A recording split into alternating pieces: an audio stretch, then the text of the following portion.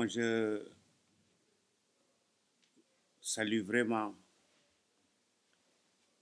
l'enthousiasme que j'ai pu déceler dans la réaction des mélomanes d'ici, des associations de fans, clubs qui m'ont accueilli.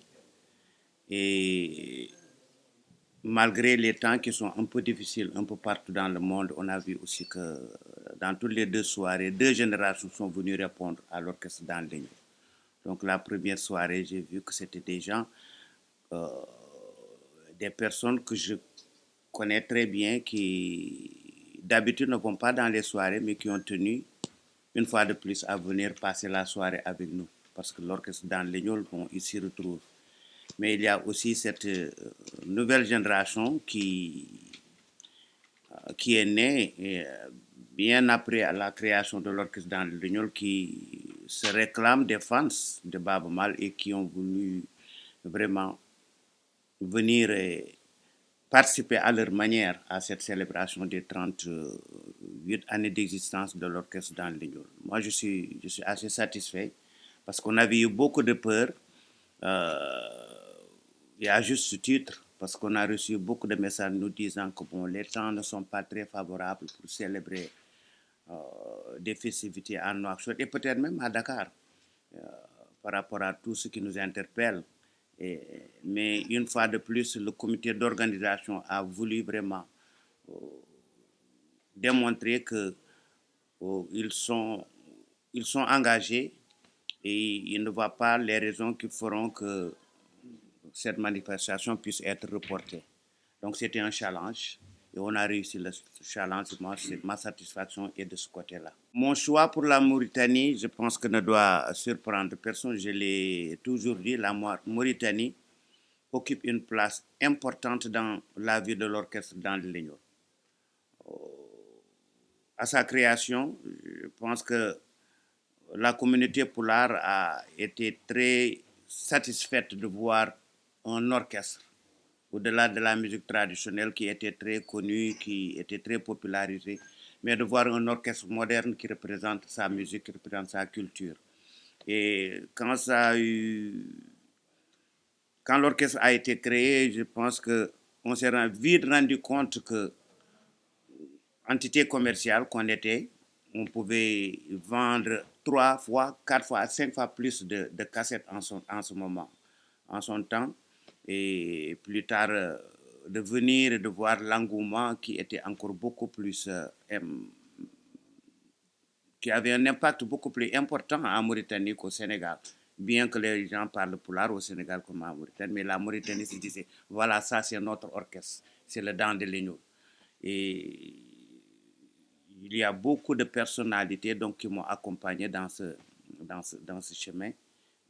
Et la Mauritanie, je n'ose pas dire que c'est le premier pays du dent de l'Ignol, mais la Mauritanie quand même a beaucoup participé à vraiment à l'essor du dent de l'Ignol et à l'épanouissement du dent de l'Ignol parce qu'un orchestre a besoin de voir ses fans, a besoin de quand on sort d'une production que ça soit consommé. La Mauritanie a toujours consommé. Quand on fait des concerts, que ce soit ici et dans le monde entier, la population, les mélomanes mauritaniens sont là en face de nous.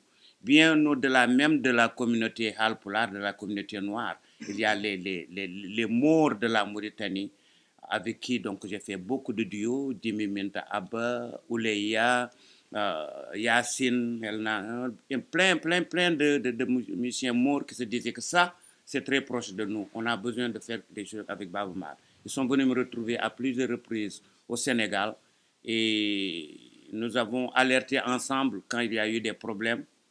Donc la Mauritanie est un pays qui a son importance dans la vie de Baaba Maal, mais dans la vie aussi du Dent de l'Ignol. Oui, bien, la Mauritanie avait besoin de ça. Parce qu'il y avait beaucoup d'artistes mauritaniens de talent, comme Ousmane Hamadi Diop et tant d'autres, bien avant Ousmane Hamadi Diop. Bien que tout ce qui se passe sur le plan culturel, sur le plan musical, Lasli Fouta, Djibinende Fouta, Birom Ndiaye et tous, venaient s'épanouir en Mauritanie. Quand ils ne jouaient pas en Mauritanie, c'est comme s'ils n'avaient rien réalisé. Mais de notre côté, les artistes mauritaniens aussi, pour s'exprimer, pour avancer, pour être reconnus, il leur fallait partir. Mais maintenant, de plus en plus, on voit qu'ils ont commencé à avoir un noyau de jeunes talents qui sont là. Je pense que la nouvelle génération a compris qu'il fallait faire quelque chose. Il fallait une organisation autour de leur carrière. Advisor est un exemple concret. Donc, il gère bien sa carrière avec un staff autour de lui, des productions de vidéos bien réfléchies, un programme bien planifié. Et tout le reste est en train de suivre. Alors que quand on parle d'industrie de musique, il va falloir vraiment penser qu'il faut une structure, un mouvement autour de tous ces talents. Bon, je me réjouis du fait qu'il y a tous ces jeunes qui font de la musique urbaine, mais avec beaucoup de coloration sur le plan culturel, traditionnel. Donc j'entends parfois dans certaines productions, j'entends des khalam, des hodou qui jouent la musique traditionnelle, j'entends d'autres instruments. Donc ils sont en train d'arriver à trouver le juste milieu entre ce qu'on appelle musique urbaine et moderne, qui vient peut-être des États-Unis, d'un peu partout dans le monde, et ce qu'ils ont de vraiment spécial et qui appartient à leur communauté, pas seulement les Halplar, mais les Hassaniens, que ce soit les Soninké, et tout le monde s'y met. Et c'est pourquoi il y a quand même quelque chose qui est en train de naître en Mauritanie. Et c'est maniable, c'est gérable pour moi, parce que la Mauritanie, c'est un pays, la population n'est pas une population exorbitante, donc qui n'est pas excessive. Et avec aussi d'artistes talentueux, si jamais le gouvernement, le ministère de la Culture et tous ceux qui travaillent dans l'industrie de la musique croient davantage à ces jeunes talents et essaient de les promouvoir, de les accompagner, la Mauritanie peut faire tâche d'huile. Bon, le Nigeria est un pays à part. Sa population fait des millions d'habitants. Et c'est des artistes qui ont compris qu'ils ont une originalité qui vient de leur tradition, qu'ils ont mis en avant. Et l'industrie culturelle a existé depuis très longtemps, ou déjà depuis du temps de Fela, donc jusqu'à présent. Et en même temps, l'avantage, c'est la langue. Ils parlent anglais. Donc, le monde entier parle l'anglais. Et donc, mais c'est là où se trouve le combat pour certains pays comme le Sénégal, comme la Mauritanie, comme la Guinée et le Mali. Nous concentrons davantage sur nos langues nationales pour promouvoir nos langues nationales à travers notre musique, notre culture, notre théâtre et notre cinéma. Mais en même temps, nous devons nous atteler à avoir une lumière par rapport à ce qu'on doit faire pour que les gens comprennent davantage ce qu'apporte notre culture. Nous nous acheminons directement vers le festival des blues du fleuve, qui reste chaque année une étape pour conclure l'année en beauté au niveau de Podor. Si jamais nous pouvons le faire dans d'autres localités au bord du fleuve Sénégal, nous le ferons. Mais en tout cas, cette année-ci, ce sera à Podor, le 8, 9, 10 décembre. Et nous attendons à recevoir beaucoup d'invités, pas seulement sur le plan culturel, mais sur le plan en coopération pour parler de beaucoup de sujets sur le plan de développement. Et des Noirs américains qui ont eu à nous recevoir à Denver, donc qui ont vu l'orchestre, qui se sont dit, bon, ça c'est une porte d'entrée, les blues du fleuve, pour venir au Sénégal, avoir des échanges avec des associations de développement.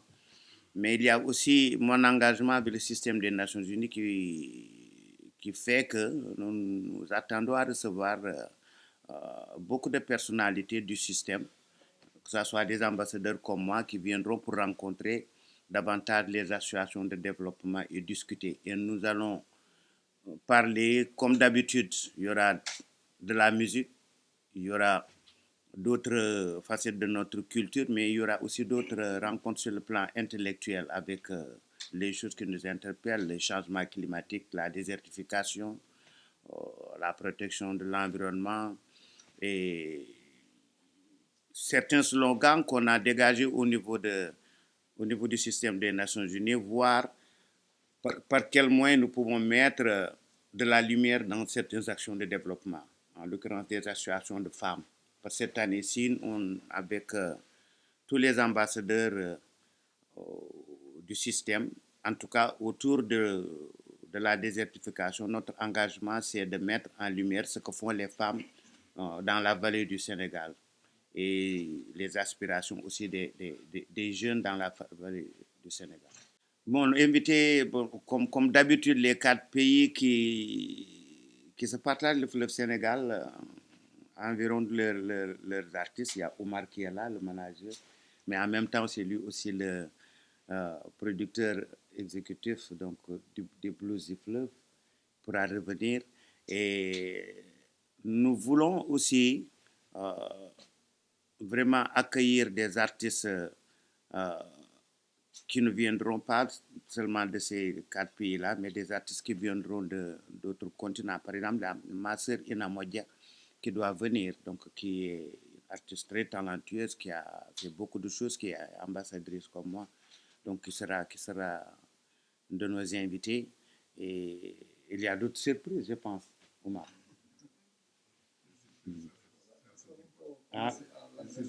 Mais en même temps, de toute façon, il y a une très bonne page des Blues du Fleuve qui, au fur et à mesure que les gens confirment leur participation, leur venue au festival, les gens pourront suivre et ça va. Il y a aussi un autre site au niveau de Londres, donc qui accompagne mon site principal, qui viendra sur les artistes invités qui vont venir de l'extérieur.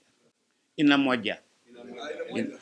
Ina Modia. Elle est ambassadrice du système des Nations Unies. Elle est aussi Goodwill ambassadeur, comme moi, comme Ricky Cage. Et elle vient surtout pour rencontrer les associations de femmes. Et parce que je pense qu'elle va aller dans quelque chose comme 10 à 15 pays dans le monde pour voir la situation des femmes dans le milieu du rural. Elle vient pour ça, mais elle vient aussi pour le festival. Oh, avec Nanka, je dirais que on avance à coup sûr. On avance des fois avec certaines incompréhensions de la part de quelques branches des populations et ça se comprend. Parce que quand j'ai dit par exemple, je prends le cas de Podor, j'ai demandé à tous nos parents qui ont des terres, par exemple, là où se trouvent les 50 hectares, par exemple, pour demander à la SAED d'aménager. Tout le monde a accouru. Mais on sait très bien que ce problème foncier est un problème vraiment sérieux au niveau de l'Afrique et surtout dans cette bande du Sahel. Et des fois, les gens se posent des questions ou bien les gens ont des suspicions par rapport à est-ce que demain on ne viendrait pas s'approprier de nos terres. Et donc, parfois, il y a des réticences. Mais en tout cas, le projet avance et à chaque saison, les gens font la ruée vers les 50 hectares pour demander des parcelles à cultiver. Et ils le font très bien. On s'est dit une fois pour allier mon engagement avec les aspirations des populations, il fallait qu'on aille vers quelque chose de plus propre. Donc, j'ai fait de telle sorte qu'avec mes partenaires et surtout Nanka Trust, qui est au niveau de Londres, qui a une très belle organisation, très bonne organisation, on les a nantis d'une motopompe solaire et une irrigation solaire pour laisser de côté le gasoil et tout le reste qui polluait. Et ça a soulagé aussi les ayants droit des parcelles parce que sinon, ils se mettraient à cotiser, à te mettre l'argent sur la table pour acheter du gasoil à chaque saison. En tout cas, ils ont dit un grand ouf de soulagement. Mais parce que j'ai toujours voulu que Nanka soit un exemple dans cet engagement pour respecter notre environnement, sinon, ça n'aurait pas de sens qu'on m'appelle ambassadeur pour la lutte contre la désertification et consorts. Moi, j'ai alerté il y a presque 7 ans, 10 ans, quand nous sommes partis, le dans l'Union est parti jouer à Niamey. Le concert qu'on a donné à Niamey, et il y avait la première dame qui avait une fondation aussi qui travaillait avec toutes ces associations qui étaient concernées par cette immigration irrégulière. Et en ce moment, il me semblait que il y avait beaucoup de pays qui ne comprenaient pas que c'était un danger qui était en train de commencer. Et quand je suis revenu, j'en ai parlé. Je suis parti au Zénith de Paris. J'ai commencé mon concert en parlant de cela. Je dis que bon, on est en train de faire la sourde oreille, mais il y a nos enfants, nos fils, une nouvelle génération qui est en train de périr dans le désert. Et je les ai vus au Niger. Et depuis lors, je continue à en parler. Quand je suis parti au système des Nations Unies aussi, c'est fort de tout cela que j'ai pris ma guitare et j'ai dit que vous parlez de développement, vous parlez de tout cela, mais tant que vous ne réglez pas ce problème de la jeunesse qui doit rester et qu'elle soit prise en charge, qu'on l'écoute. Et j'ai fait des articles avec beaucoup d'organes de presse pour leur dire que ben, revenons en arrière, essayons de voir ce que papa faisait, ce que maman faisait, même dans les familles, que les parents d'abord, avant de parler, d'interpeller les gouvernements, que dans les parents d'abord, qu'ils essaient de s'asseoir de temps en temps avec leurs enfants, de leur faire comprendre eux qui ils sont. D'abord, que l'enfant puisse savoir qui est mon papa, qui est ma maman, qui est mon parent, pour avoir confiance. Mais il y a un fossé entre la vie de cette nouvelle génération et la vie des parents. Donc il n'y a plus d'échange, il n'y a plus de... Et c'est ce qui se traduit dans la rue et jusqu'à l'engagement de nos gouvernements et consorts. Et il n'y a personne qui est, il y a personne que je pense doit être content de voir périr des jeunes dans le désert, d'être malmenés de part et d'autre dans certains pays qui se réclament pays africains, qui font partie par exemple de la célébration ou bien des compétitions de la CAN, et en même temps qui ne considèrent pas les Africains de subsahariens en faisant partie intégrale de leur environnement.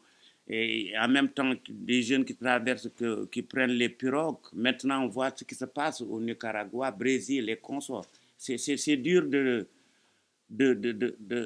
voir tout cela se passer, alors que nous avons besoin de ces jeunes pour construire l'Afrique de demain. Et nous disons tous l'Afrique, l'Afrique, l'Afrique, mais on ne peut pas construire l'Afrique sans cette génération.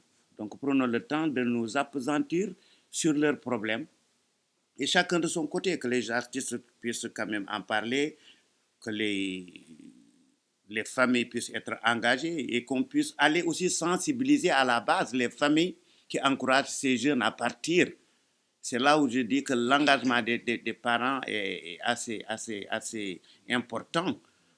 À la base, on s'assoit avec son fils, on va lui dire que bon, j'ai besoin de toi ici, battons-nous pour te créer un environnement meilleur ici. Mais au lieu de dire à mon enfant, va, tout le monde part, donc tu vas partir.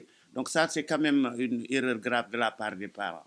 Mais maintenant, il y a l'engagement des autorités pour créer, comme nous avec Nanka, de leur dire qu'on vous demande de ne pas partir. Mais voilà, là, vous pouvez vous lever le matin, aller prendre des parcelles. C'est pas dégradant de faire de l'agriculture moderne avec des irrigations modernes, avec des machines modernes et avoir une production assez importante et être en rapport avec le monde entier, vendre ses productions.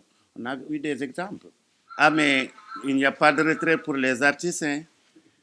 On se ménage, on, on crée des situations sur le plan spectacle, sur le plan production qui vont avec notre âge. C'est pourquoi j'ai sorti l'album Being, qui est une production beaucoup plus calme, beaucoup plus relax, beaucoup plus à écouter et où j'ai mis en avant les messages et consorts. Bon, donc pour cela, je ne pense pas qu'un artiste puissent prétendre à prendre la retraite. C'est même les mélomanes et les qui ne peuvent pas vous laisser prendre la retraite. Mais en même temps, nous essayons de notre mieux, je l'ai dit au Grand Théâtre, je mets en avant tous ces jeunes qui sont en train de faire feu et flamme dans la toile et dans la production. Et nous, notre devoir, c'est de les encourager, de leur tenir la main, de les présenter, de dire que bon, tenez, voilà une génération qui peut quand même continuer à faire le travail. Pour parler d'investissement, moi, je suis beaucoup plus dans l'humanitaire. Bon, chacun son choix. Chacun là où on se sent le plus à l'aise. Je pense que depuis toujours, quand j'ai appelé l'orchestre dans les Lignoles, c'est pour être au service du Lignol. Tous les concerts qu'on a eu à donner au stade Amadou Barry, au niveau du Fouta, dans des petits villages, c'est pour des projets de développement. C'est dommage, je le dis très souvent, parce que ça fait plus de 35 ans que l'orchestre dans Lignol, les musiciens de dans Lignol respectent cet engagement. Après une tournée aux États-Unis, ils reviennent, on sillonne le Fouta, mais c'est pour des associations de développement qui ont des projets qui sont vraiment à saluer. Et là, je pense qu'il faut dire chapeau aux musiciens du Dan de Lignol, parce que ce sont une entité commerciale, mais ils ont compris que Bob Marley s'est engagé pour sa communauté. Et c'est cet engagement qui fait qu'on a fait Namka pour pouvoir encore créer d'autres structures pour que les populations puissent quand même avoir là où travailler. Et je dis très souvent que bon, il y a certains artistes qui sont à l'aise pour faire de la politique. Moi, je ne sais pas faire de la politique. Je ne sais pas comment convaincre sur le plan politique. Je ne sais pas comment faire partie d'un parti politique. Je ne sais pas comment faire une campagne électorale pour ou bouger de clan à un autre clan. Je ne sais pas. C'est pas de ma nature. Ma nature, c'est ce que je suis en train de faire. Ma nature, c'est là où je me sens à l'aise. Et c'est ça qui m'a amené jusqu'au système des Nations Unies. Pour faire des plaidoyers, pour faire de telle sorte que les gens prennent des décisions pour quand même les populations qui sont un peu partout dans le monde. Pas seulement sur le continent africain, mais dans le monde entier. Ouais, c'est pas la première fois que je def lolo. En Mauritanie, avant les événements, man ak sama jigéen Dimi Minta Abba boo xam ne c'était l'une des voix les plus portantes si fii ci Mauritanie dañoo dem ba sentir que ne nit ñi ñu ngi soriantoo xeet yi ma ñëw fii ànd ak Dimi ñu def fi anniversaire ñaari communauté yëpp ñëw fekk suñu ci salle bi et ce qui était vraiment formidable ñu jógee fii demaat Dakar au théâtre national Daniel Sorano Dimi fekk ma foofu ñaari communauté yëpp ñëw mais c'est dommage que ñi nga xam ne ñoom ñoo nekk ci communauté yi ak ñi diriger yi ak seeni intérêt ak seeni gis-gis da dul faral di nekk benn te très souvent li nga xam ne moom mooy indi discorde si kaw lay jóge biñ ko defee ma génnee sama CD Sukkanaayo fii réew bi ñu nekk nii pendant 10 ans dañu ni Baaba Maal bu mu fi ñëwati alors que fii laa doon jaay des centaines de milliers de cassettes su ma génnee cassette donc c'était une très grande perte pour le Dan de Lignol comme ni ma koy waxee ñu koy employer àll udd taa jokk yàlla du la xañ li xañ la lee c'est en ce moment la ñu am suñu contrat avec Island Record ñu commence nekk un groupe international su du woon loolu fii rek la ñuy nekk di même entre les deux pays mais 10 ans après bi ñu ñëwee fekk na ni ñu comprendre que Baaba Maal li mu doon wax moom ak Dimi lii la woon que nañu moytu scission am entre xeet yi macha allah damay ñaanal Mauritanie que cohésion sociale boobu kii la donc c'est un combat boo xam ne depuis toujours dama jàpp que ni ñun buñ ko deful rien que ñu bokk benn chanson day tax ay communauté xam ne ndekk mën nañu joxante loxo rawatina nag au niveau du Sénégal comme niñ ko waxee dañ nekk réew boo xam ne bi wax dëgg yàlla adduna bi yëpp dañu bàyyi xel ci li ñu jot a def ba yegg si fii mais adduna bi yëpp dañu bàyyi xel ci li nga xam ne moom la Afrique yaakaar que ni Sénégal mën na leen ci jàppale immigration irrégulière bi ñuy wax bi demee Niger bi ma defee sama sortie dama ni bëggoon naa sama réew Sénégal parce que gis naa que ni Niger ak yeneen réew Sénégal lañ ci yaakaar que ne xëy na moom bu indee solution ñoom dina leen yóbbuwaale mais ren fu boo xoolee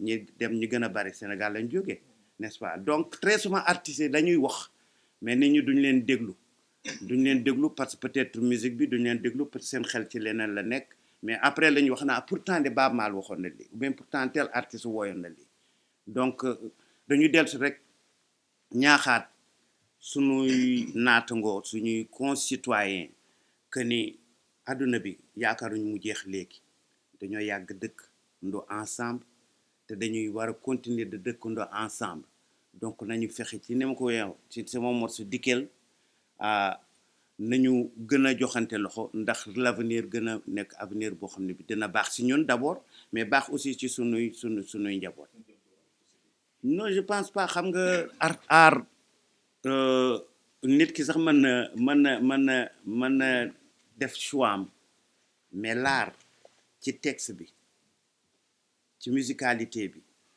ci image yi muy wane macha allah loolu mooy relation bi nga xam ne moom moo nekk ak doomu aadama yi dafa am contraire boo xam ne moo nekk sa diggante ak doomu aadama dëgg la nag mën nga wax ne nit ki lu